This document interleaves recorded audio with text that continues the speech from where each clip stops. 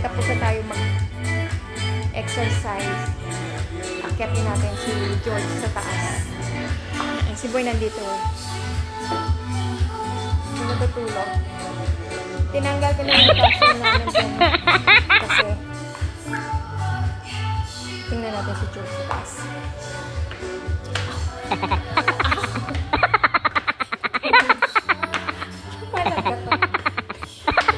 Iba na talaga kung maganda.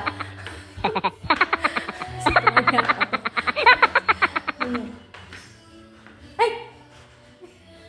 Ano yung ginagawa? Teka. You didn't jump on the bed. You good boy.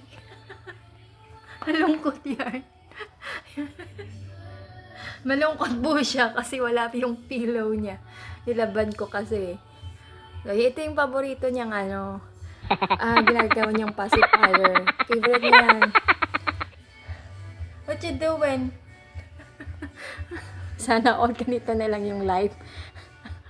After mag-walk, sleep, breakfast, ayan, then she's the time. Gosh. Maulan dito sa amin. So, kanina nag-walk kami, ulan. Ayan. Tingnan mo na medyo maliwanag na yung ulap. So, ayan. Ang galing na.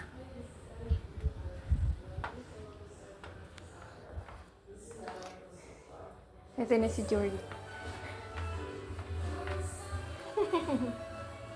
Hindi mo yan.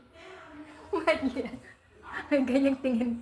Up and down yan pag tumingin sa'yo. Pag naiinis siya. Ganyan yun. It's just a good vibe, Georgie.